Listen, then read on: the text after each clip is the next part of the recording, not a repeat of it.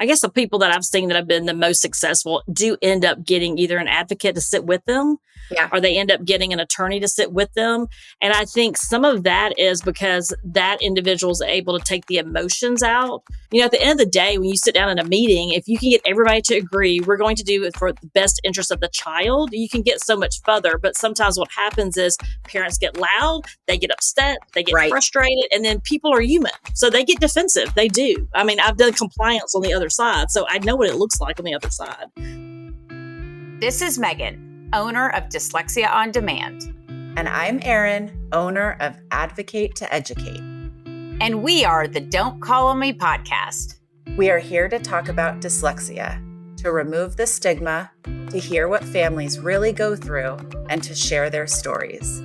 In both of our businesses and personal experiences on a daily basis, we listen to people telling their stories. Many of heartbreak, many of struggle, but most all have a silver lining, even eventually. It's all about the stories. The more we share, the more we realize we aren't alone and we are a community. No, a tribe standing together. Today's episode is sponsored by Dyslexia On Demand. Dyslexia On Demand uses only the highest trained dyslexia therapists, and it's all one-on-one and individualized to your child's needs. The best part is that it doesn't matter where you're located because it's all virtual. Visit us at dyslexiaondemand.com to learn more. Today's episode is sponsored by Advocate to Educate. We help parents navigate through the confusing maze of special education in public schools in California. We support families starting as early as preschool through 12th grade, creating individual education plans to support the specific needs of your unique and amazing child. To learn more, go to our website, advocate2educate.com. Welcome back to the Don't Call on Me podcast, everybody. We are so fortunate to have another dyslexia podcaster here. I have listened to her for a while, and she has the most relatable and empathetic voice as a mom of a child with dyslexia. So welcome, Nicole Holcomb. She is the host of Dyslexia Mom Life. Thanks so much for having me on the podcast. I look so forward to connecting with you and your community. It has, as you know, been quite a journey when you talk about dyslexia, not only from your kiddo standpoint, but also just from a parenting standpoint. So we are fortunate enough to live in Georgia. And so we are in the Atlanta area. And along our journey, we learned a whole lot, and I know we'll get more into that. So I have been podcasting since 2020. Prior to that, I had a blog, and really just along my own personal journey, I realized there were just pieces that weren't connecting for me. That either one, there was so much information out there, I was overwhelmed, or just really from a perspective of, so my husband and I are educators, and I have graduate degrees in school counseling. Then at some point in my career, I decided I would be an attorney. So I went back to school and became an attorney, and then ironically ended up back in a school district again. And along the way, I had to stop at the Office for Civil Rights as an attorney there for a couple of years during COVID. And so what's ironic is throughout our careers, dyslexia, we had a friend in college that was dyslexic. But other than that, I didn't really learn a lot about that in my undergrad degree. My undergrad is in elementary education. My husband has a master's in special ed. And it's ironic because along the way, we just didn't even have it on our radar. But like I said, we do live in the Atlanta area, and I know we're going to talk a little bit more about Hattie's journey later, but we do have lots of resources in our area, which is helpful for us. But we did eventually have to move across Atlanta to get the services that we felt were best for our daughter. So that's a little bit about my background. So I was an elementary ed teacher, school counselor, adjunct professor, then went to law school, and now I work in HR compliance as it relates to a large school district in Atlanta. So, and of course I podcast, which I love.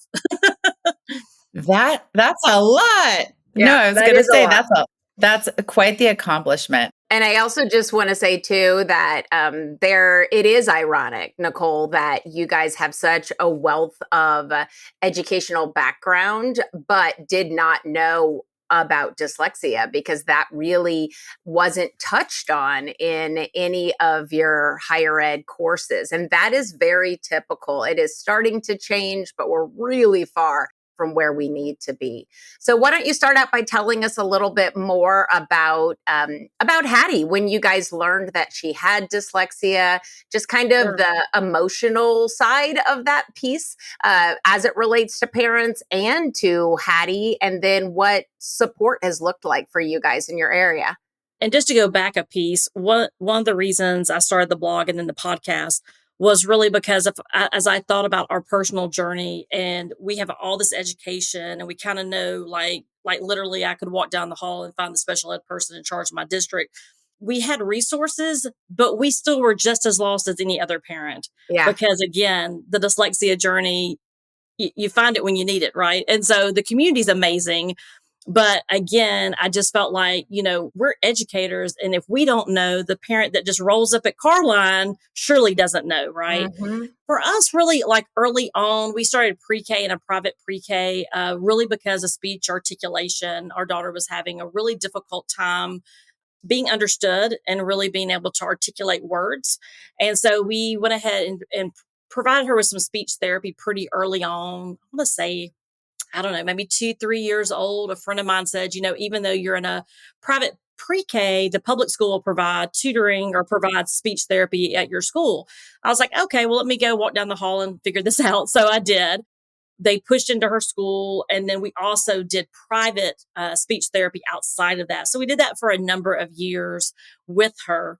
It wasn't until she started, I guess, really exploring the academic part of sight words and having to identify those pieces. And really, she had a lot of really good friends that were the younger siblings. So Hattie's an only child, but a lot of her really good friends had older siblings. And so her friends were already reading chapter books and things like that early on and exposed to things early on. I mean, obviously we were reading in our household. So let me give you the impression she wasn't exposed to reading, because obviously we were doing what we thought we were supposed to be doing. But as we get into elementary school, we did have the benefit of having an OG associate who was a reading specialist in our building, Mm-hmm. but our school was a very small private school. And so as we go through kindergarten and first grade, we just see a struggle. It's interesting when you look back, though, because I think back into pre-K of a situation where one of the after school ladies called me and said, I think you need to talk to this teacher, one of our preschool teachers. And I said, okay. And what had happened was Hattie wasn't through coloring. And so because she didn't finish her color sheet, she had to stay inside and couldn't go to recess. Now, this is before kindergarten. And Wow. so, and the teachers that were out there loved her because she's a super sweet kiddo. Like, she's just a super sweet kid. Looking back, that's probably one of my first flags, right? But at the time, I just said, look, she's an only child. I really have her in pre-K for socialization. I want her to have, the academic part. That's fine. I mean, I wasn't necessarily focusing in on that at 3 years old. I said, but look, if she doesn't finish her color sheet, can you just stick it in her backpack? Like, we're good. Right. Like, we're good. That was probably one of my first, I guess, kind of headbutts with someone to try to kind of think through, like, it's like, why is that a thing? Right. But then as we get into kindergarten, first grade, and we start learning what many people hear as sight words. And I can remember calling the reading specialist. I didn't know what Orton Gilliam was at the time. I didn't know she was our OG associate. Like, I didn't know any of that stuff. I just knew she was our reading contact. And I was like, look, I don't know what's going on. And she's like, well, let's just give it a little time. We do sight words early on just to kind of see like what they might do first semester, but developmentally, some kids pick up quickly, some kids don't. So I was like, okay. But we would start out the beginning of the week and she was just jamming. She had those sight words. We were doing good. And then we would hit Wednesday, Thursday. And all of a sudden, she didn't remember anything. It was like we got a whole new deck of sight cards. I was like, wow, okay. So by Thursday evening, we were usually sitting on the floor crying because I was frustrated and she was frustrated. Yeah. And I didn't know why, right? Like, I couldn't put my finger on. And then, of course, she does the things now that I know, she would be silly or tell a joke or, jump around, try to be silly. At the time, I was a frustrated parent, though, because I was like, hey, we had these on Monday and today we don't have them. Can I ask you a question about The speech therapist that was working with her for articulation, did that speech Yes. therapist have any experience with dyslexia, or like what was their understanding of it? And I ask because being in California, and especially in the school setting, the speech therapists here tend to not want to advise on dyslexia, talk about dyslexia, articulation, fine. But when it comes to dyslexia, it's they kind of look at you like, "What are you talking about?" And I'm wondering how that is in your neck of the woods and whether that's the same sort of thing, because it seems as though the speech therapists that are in California that I have met that do really understand dyslexia are East Coast trained. And Yeah. I don't know, maybe it's about the programming, I'm not sure, but it just seems like over here there's a very distinct divide, and that also adds to the in public school anyways, the discussion of how having, well, we're giving them speech services and we hear all about these speech only IEPs for articulation, when ultimately those phonological processing pieces, word manipulation pieces all existed much earlier, yet nobody's looking at it. So I'm just curious. And I also want to throw in that 70% of our kids with dyslexia have comorbid speech impairments, either something that they was addressed early on at a young age, or something that continues into today. So that is one of the things that I call, it's like the unspoken red flags of dyslexia. Yeah, no, that's great. So this was 7 years ago, and no speech therapist ever talked to me about dyslexia, whether it was the private one I paid for or the one the school provided. We had a speech only IEP at that time, and that is all we were focused on. And in fact, when we get to the point that she does get identified, we in Georgia are not saying the word dyslexic still. That comes Right. later. Like, they were not saying the word dyslexic. But when we get into like first grade and we're still struggling, and so it's ironic what you said about, people are hesitant to kind of raise their hand and say, "Hey, have you thought about this?" Even my OG specialist, who again, I didn't know what her background was. I just knew she was our reading specialist at the private school. When I finally reached out to her and I said, "Hey," and this is my ignorance really, because at the time, the first thing people think is backwards letters and numbers. And so I can remember she had a math worksheet and it was in columns, and she's always been great at math. So we've been blessed in that area. Columns of homework. And it's like a Monday, Tuesday, Wednesday column, right? And I started noticing when I looked at her paper, it was like 4 + 0 equals, 1 + 4, like whatever it was. And I looked down and I was thinking, well, this is odd, because I understand if she has to think about what does my number look like in my head, but 5 + 0, 5 is on the sheet, and she was writing it backwards. And so I was like, well, that's interesting. So I texted the reading specialist and I told her, I said, "Hey, I don't know. My gut's saying I need to do something." And she was like, "Yeah, we're starting to see a concern." And so when I reached out to her, I'm like, "Why didn't you say something? Like, we've been here for years." And she's like, I wait for parents to ask me. I don't try to. Oh, Yeah. So it was a situation where we lived at the time. It was not a lot of conversations about dyslexia or resources. So we end up getting her assessed at the public school. A couple of reasons. One is I was like, is this what this is? Is this really dyslexia? Is this something else? Because at the time we don't realize we have people in our family that are probably dyslexic, right? Because it's not on our radar. What's ironic is when we get the results, I bring our first grade teacher with us and I bring our reading specialist with us. And I'm at the table going, "So is it dyslexia? Like, is someone going to say the word?" And my reading specialist, like, "It is. It's okay. It is." Because at that point, like, it's all the feelings, right? Because at that point, you get handed this huge report. I had graduate degree classes in how to read and evaluation, right? Like, I'd been doing that for years when I was a school counselor. But like, when it's your own child, whoa, You like blackout. I don't I don't understand. remember half of what they said. yeah. And it's that feeling of like all the flooding thoughts of how many times have you looked at a report and really pushed hard for either its eligibility or need or services or whatever for another child, and then it's your Right. own child, and it becomes so real in that moment. Because this happened to me this last year when I was reviewing it with somebody else. I was like, Okay, I know that you've heard me talk about this in a much more professional manner, but because it's my own child, I just need to kind of go through these motions and ask questions that are going to sound really dumb. Like, well, do you think it matters that he didn't really have, the energy? And he was like screwing around at the end, like, does that really matter? And they're like, yeah, it does.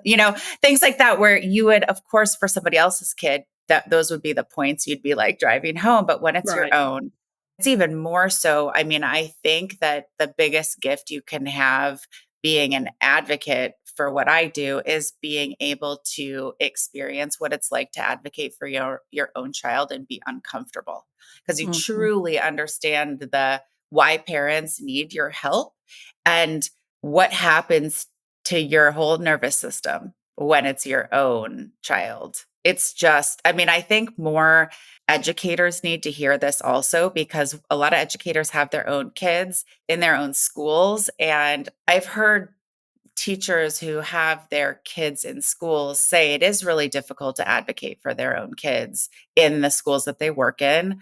It's real. It's real. And I feel like I blacked out. Like Hey, it didn't look, even go in. and it was 7 years ago for me, and I can vividly remember sitting at that table. Yeah. Mhm. Yeah. Like it's one Mhm. of those like moments, like defining moments, right? For us parenting. And then all the feelings, right? Like, what did I do wrong? Where had I missed this? Why didn't I do something sooner? Like all the things. But we were blessed that, we were able to determine that in first grade, right? And so we were able to lean in earlier than some of our friends were able to later along our journey that we meet, that their child doesn't come on board for any type of remediation to fourth, fifth grade or later. My husband even says, like, I'm just so glad you got this because I just was like, I'm going with my gut, and my gut says something is off, and that's what I'm going to go with. And two, we were at the point too where her teacher was completely amazing. Like, I still think about her vividly. She had done all she could do in the four walls that she was in, but at the same time, she would call me because Hattie was having stomach aches.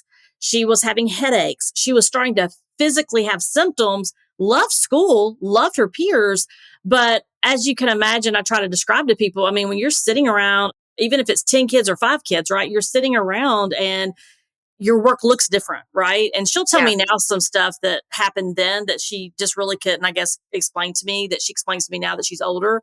But, at the time, it's like we started seeing some other symptoms. And I was like, there's something off. Like, there's just something off. That was another, I guess, kind of a point where I was like, I got to lean in and do something. Like, this is Yeah. we're not getting what we need. I think it's really important for parents to understand that even in grades like first grade, they are hyper aware of what other kids are doing and their skill level in comparison. Even though we think, oh, sometimes, right, because of the nuanced differences we see at home as a 6, 7 year old who just seems flighty and whatever, right? And we see that, but translate that into the classroom and they know. There are studies that show that 2 out of 3 first graders who are behind think they're dumb. And so I think that's really important as parents for us to all to understand and not kind of shortchange those signs of anxiety like the tummy aches and the headaches, because that's what it is. It's anxiety manifesting itself physically.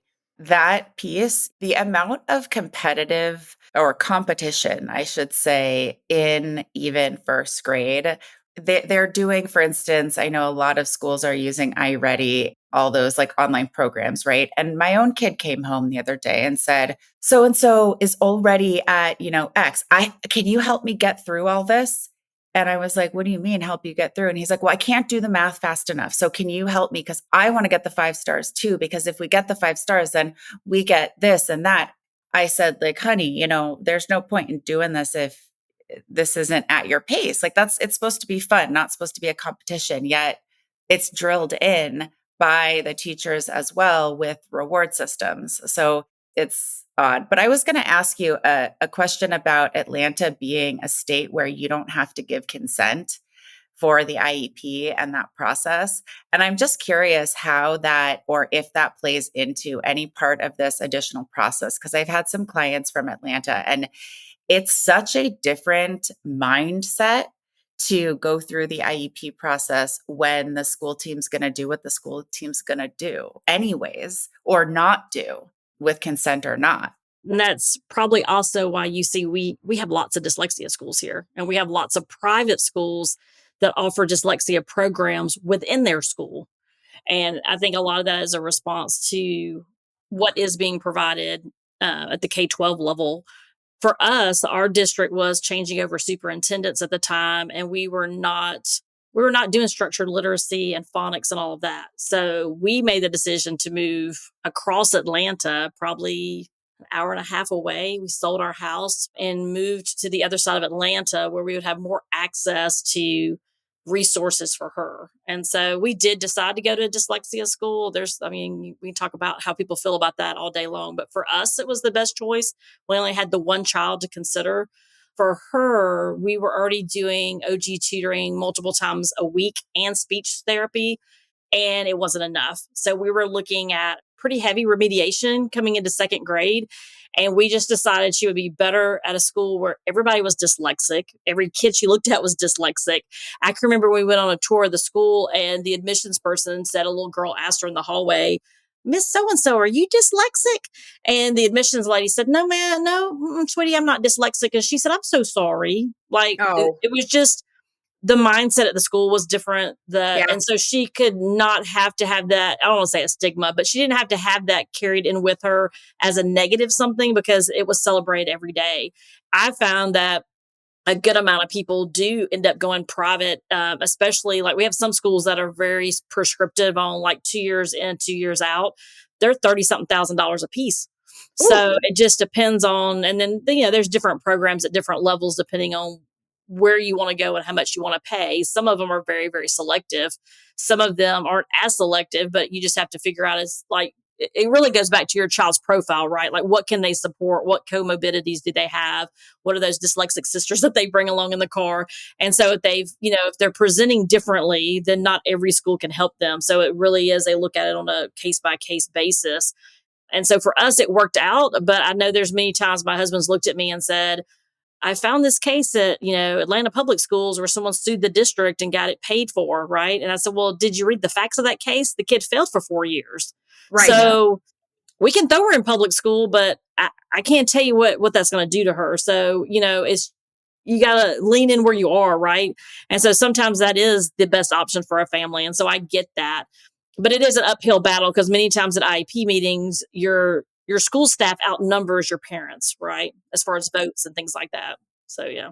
Yeah. And I always say that is like just the most daunting moment. Knowing as much as I do about special education and having been the other person on the other side of the table, kind of to full circle go back when it is your child, all of a sudden, no matter what you know, it all goes out the window. But it is such a daunting moment to just feel like, as the singular person, and you're looking at 6, 7 other people around that table, that you have no power. And that is not the case.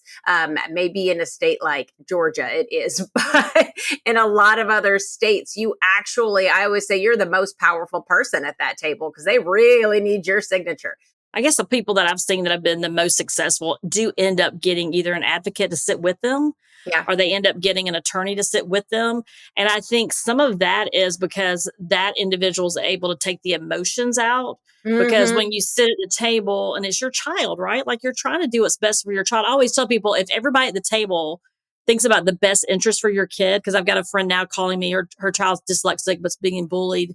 At the end of the day, when you sit down in a meeting, if you can get everybody to agree, we're going to do it for the best interest of the child, you can get so much further. But sometimes what happens is parents get loud, they get upset, they get Right. frustrated, and then people are human. So they get defensive. They do. I mean, I've done compliance on the other side, so I know what it looks like on the other side.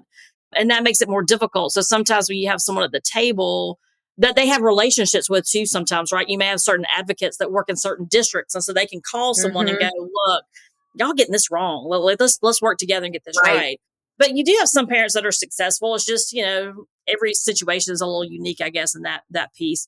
It's the sad truth, really, because parents should be able to handle this on their own. Something to remember that I like to tell parents is, even in our healthcare system, we need advocates these days. And Yeah. this is a system that's broken.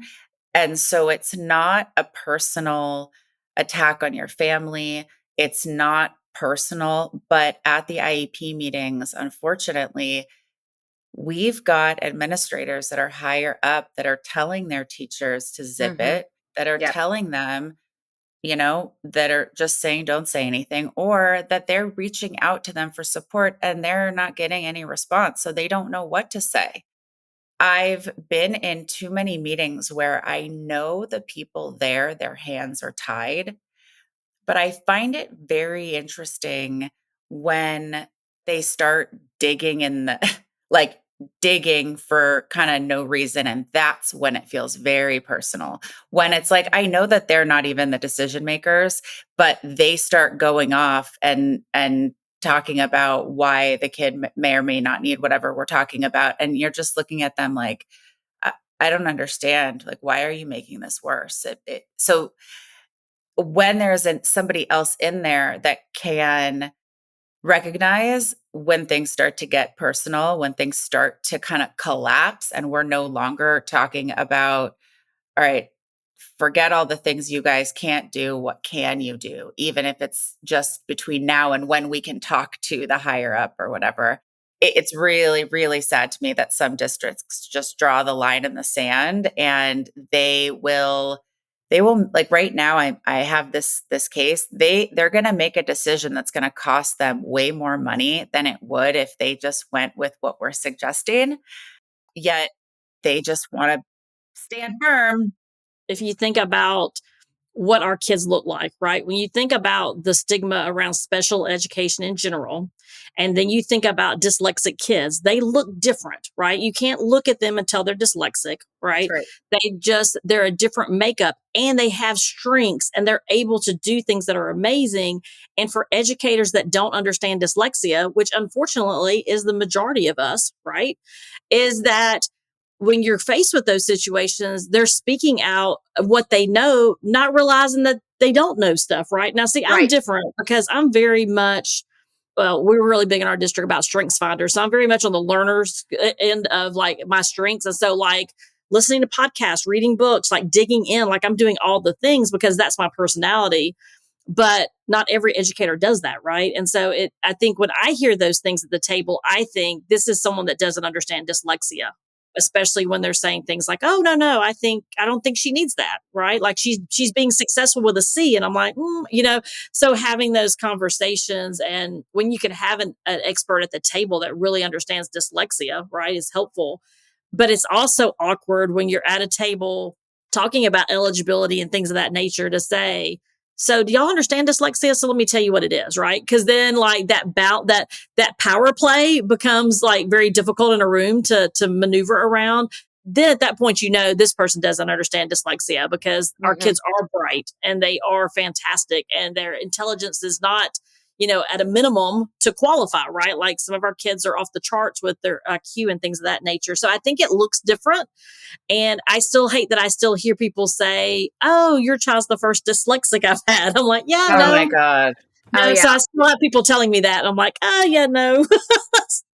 I had a superintendent once tell me that this is the first dyslexic child in their district. And so he just didn't really know how to, what direction to go. And I was like, ha. But I think, Nicole, you bring up such a good point about why sometimes we're getting pushback from, just the special education table a lot of times because our kids do look very different. Special education is so all encompassing. And some of our kids look very obvious that they need this support. But how many times have parents been told, but your child is making great grades, therefore they don't need this? Oh, but your child is in honors classes, so they can't be dyslexic. And none of that is true. They're just working 600 times harder Right. than their, neurotypical peer. And I think that's also just something that all educators need to start to realize is the compensation tactics because our kids are bright, are so high. I want to bring up the emotional piece of this too, because we're not just talking about the academics, right? We're talking about what happens to them emotionally over time when they're not getting what they need. And you were able to put your child in school. I was also, and Megan also, like, we've gotten in front of the needs for our kids. But what is so frustrating is when it's been years and the child is really, really behind, and the school is trying to minimize the emotional trauma that this whole experience has had. And when it is their fault, there's no accountability, there is no responsibility. And it does have long lasting effects. I have to bring this up. Of course, the child needs therapeutic services right now. They are severely behind and they are showing up every day working so hard. And you know it. And you mentioned reading and they break down sobbing. So there's a problem here and they minimize that. And I think that is the hardest piece for me to watch because it happens over and over and over from the same teachers that say, this is the first dyslexic child I've taught, right? No, this is not the first dyslexic child you have taught before, because it is so frustrating and I think the most frustrating part for me is that it takes 5 minutes to do some basic research on this. This is not something Right. that is so complicated or so rare that at this point is it forgivable. I mean, when I went and got my teaching credential, Megan and I have talked about this before, we didn't get taught how to work with these kids then, but I've been in meetings with the same people over and over again in the same school districts, and everyone's acting like it's the first time they've heard the information. And it goes a long way when an administrator or a parent says, listen, I actually took a deep dive and I did research this before the meeting, and I can understand your frustration and, and the emotional impact. Just saying that, but they're so afraid of having it be on their hands and having to be financially responsible. But it helps parents in this situation so much to hear somebody just empathize with the emotional piece. I always want to remind people, for our kids, it can be the trauma every day of going to school over and over again and being reinforced by the nature of our environment that they aren't competent in reading, writing, spelling. And I think, of course, we want to celebrate what our kids do. And I'm absolutely not saying that. It's the awareness piece of knowing, are you putting that dyslexic child's work up on the wall with their consent? And is it something they're proud of? Because so what if it's not there, right? It's not going to hurt. Like, they let them have a choice. Things like that I feel like it's just people don't talk about it enough because we are really heavily focused on how do we remediate or build the literacy piece. So, Nicole, how old is Hattie now, and how does dyslexia affect her? Sure. So she is now in 8th grade. We just registered for high school. So that's where we are. The school we were at actually said you should stay another year or so. Like, we can do more morphology and it's smaller classes and whatnot. But at the time, I had talked to some other parents that had kids in high school, and they really encouraged me to go ahead and move her to a middle school so she could have a true middle school experience, so she would be better prepared for high school Yeah. with the bigger classes. And then, to be honest, I mean, she was in that school since 2nd grade. So I didn't know, was she going to sink or swim, to be honest. So we transferred her out into another private Christian school. And so she was there for 6th and 7th. And then now we've moved her to a different Christian school. They have a good amount of kids at the school that came from our previous dyslexia school. So they're very familiar. They partnered with us a lot in the past. So that's going well, but there's still struggles, right? Like, as far as like spelling, still spells very phonetically, so still struggles with those pieces.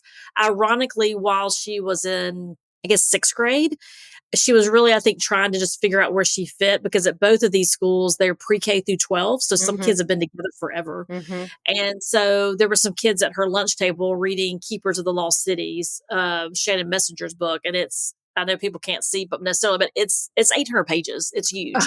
And we were at the point where she was not really reading for pleasure, right? Like, she would read, like, she would use Learning Ally and things like that just to listen to books. She did a lot of audiobooks.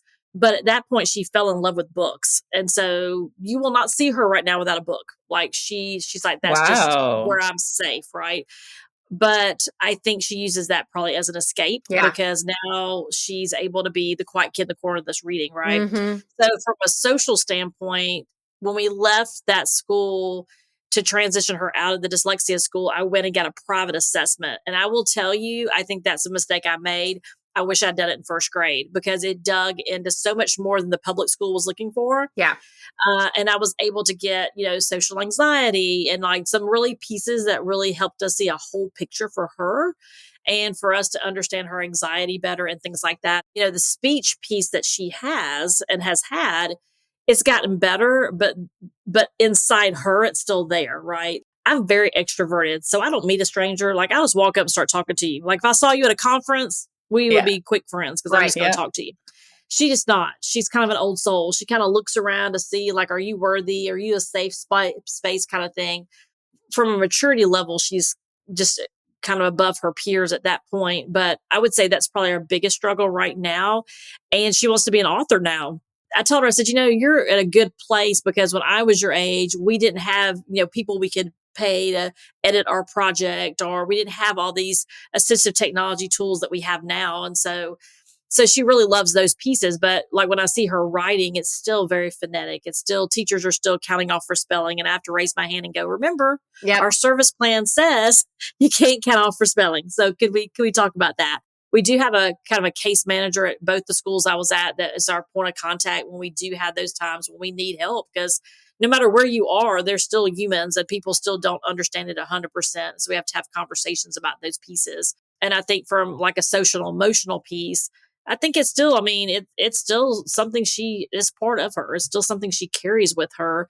And so definitely we've made leaps and bounds. Her confidence has been leaps and bounds. And I do attribute that to the dyslexia school that we went to because they were very focused on it being a strength, what you can do with your fantastic brain and having speakers come in and really leaning into them and loving on them. And I think that helped, but I still think there's still that piece of self-confidence and things from her anxiety that she struggles with. But yeah, that's kind of where we are. So, Nicole, what's the best advice you feel like you can give parents? I know through your podcast, you give tons of advice, but what would you say is like some of the most important nuggets that you really want to stress to people? I think going with your intuition is number one. Like as a mom and as a parent, you know your child better than anyone. And so, I know sometimes we think we know something and we find out, well, maybe that wasn't accurate. But at the end of the day, you have to lean into what your body is telling you and what you know. And if something is off, then something is probably off, right? And so in figuring out what that looks like is so important, and not waiting. So often we're told, well, let's just wait and see, or, we're told it's developmental, and it might be developmental, but there's all these other questions you can ask about the history of your family. Has anybody else struggled with, similar pieces? There's all these other assessments that you can even do that are free just to see, like, is this maybe dyslexia? Is this what I should be, thinking about? So one I would say is go with your gut, right? The second one would be, it's never too early. I hear people all the time say you have to wait till third grade, and you don't. So as soon as you have a reason or a thought, then lean in and get that done. And I think at the end of the day, I would say your relationship matters more than anything. And you've got to give yourself some grace to learn what you don't know and really understand your child's learning profile and what they need. And you got to give your kiddos some grace because reading is going to be tough, right? It is going to be tough. And K-12 may be very tough. But at the end of the day, my daughter's going to remember that I leaned in and did things with her. Right. But she's not going to remember I sat down in third grade and we learned multiplication, right? That's not what she's going to remember. She's going to remember that mom was there, mom was supportive, mom leaned in, and mom was there for the journey. And I found bright lights along the way, right? No matter how small or how big, but we really leaned into those pieces. So I think just learning more about your kiddo. Recently, I did a podcast on the Myers-Briggs, and I've used that a lot in my professional career, but I had went to a retreat where the moms that were leading it were talking about how to use it for parenting. And I'd never thought about it that way. And when I started really thinking about how she is so much an introvert and I'm so much an extrovert, I was able to really think about that relationship piece and pivot the way I parent to really give her more grace and space where she needed it. And we'll see. She's 14. So, I'm getting it wrong some days and I hope I'm getting it right others. But I would just say, give yourself some patience and some grace. And when you need to take that deep breath or, walk around the block, then you got to take care of yourself too, or you're not able to take care of your family. Yeah, I think that every single thing that you just said, I could reiterate, go on and on for about 30 minutes because you have really pinpointed on so many of the important things. And first and foremost, it's to follow your mama gut, is what I always say. If you think something is wrong, it is probably there. And so dig and don't be scared because, I always say also is that, you might have some hesitation in terms of talking to those school professionals because you think that they know more than you do, but the likelihood is that they don't. And if you don't want to find this out 3-4 years later, because it is your child that you have to look into his or her face for the rest of their life. And those people on campus, you'll never see them again, most likely. And so it's so important. Nicole, I know so many people already know you and know your podcast, Dyslexia Mom Life, but go ahead and share with everyone else how they connect with you, how they can listen to your storytelling. So yeah, everything's at dyslexiamomlife.com, the podcast, the blog, all the things. I also have a newsletter that I send out that talks about the podcast and then just other little pieces or nuggets of information. I do have all the social handles, but I'll be honest, I'm trying to really pull back and be more intentional with the podcast and really serve there in a different form, a longer form. But if anybody ever has a question, they can always, shoot me a question. There's resources on the website where they can reach out to me. I do occasionally, I like to get on Instagram just because it's fun. But I really try to stay off all of that. I would say the only other piece of social that I do support is that I have a closed Facebook group. It's Dyslexia Mom Life. I think it's podcast community. I think is what it's called. But if you put in Dyslexia Mom Life, you'll find it. You do have to answer a couple of questions. And the reason I do that is because I don't want people in there selling to you. Right. I want people in there that are moms Yeah. that have questions. And so if I find people in there that are not the demographic that I'm looking for, and they're really in there to sell you something, then I don't approve their post and I usually remove them from the group. So I'm very protective of the group. It gives them an opportunity and a platform to talk to other moms because the great thing about the community, somebody may pop in and ask a question, and before I even see it, 5 people have answered it, right? Yep. And so it's just a place to land to have that support from a community. I would say that's probably one place that we connect and that people could, leave me a message there. But I'm really, like I said, really trying to lean in and do multiple podcasts a week and really just trying to serve as much as I can in the space that we're in. I'm so glad that you have that Facebook group because that's one of the pieces of advice I actually give to parents also is that you aren't alone, even though it feels like you're on an island, and tap into those Facebook groups because you're going to find such a community of support. I think that anyone who's involved in the dyslexia world, be it professional, researcher, parent, doesn't matter who it is, they're all so passionate and just ready to help support anybody else. As far as your podcast and listeners, what would you say people really go to your podcast to get? What would you say are topics that come up often so that we can share with our listeners as well? Like, tell us a little bit more about the content. That'd be great. So I'm actually working in a podcast, like group coaching, like situation where I'm trying to learn more about and dig more into the podcast and what people are wanting. And what I'm finding through some of the research is it really is those early weeks and months. They're going to Apple Podcasts, they're typing in the word dyslexia and I'm popping up. And like one lady I talked to the other day said, I saw dyslexia and I saw Mom Life and I thought, well, I'm a mom. And so she's like, so I listened. And so I think, it's really, I think people are just looking for places to connect and looking for opportunities to figure out what is this thing? What is dyslexia? What does it mean? How can I navigate my school journey and things of that nature? And so So I think it's really the early part of the journey that people are tuning in to really get resources and information. I'm trying to figure out how to also pivot to give them information throughout their journey. But I think I find that once people kind of, I want to say figure things out, but once they figure out what the next couple of steps are, then they're kind of off running. They may circle back, right? Like let's say they get a new diagnosis. Maybe they found out their child's dysgraphic.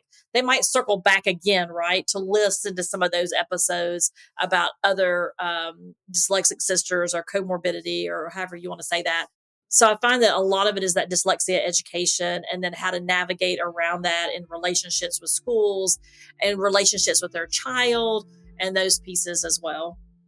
All right. Well, I know that if you haven't ever listened to Nicole, check her out because she really is a really, really empathetic. I know I said that before, but she's a soft place to land, I think, as a parent and hearing just the similarities with what you're going through. So definitely lean on that podcast and Nicole.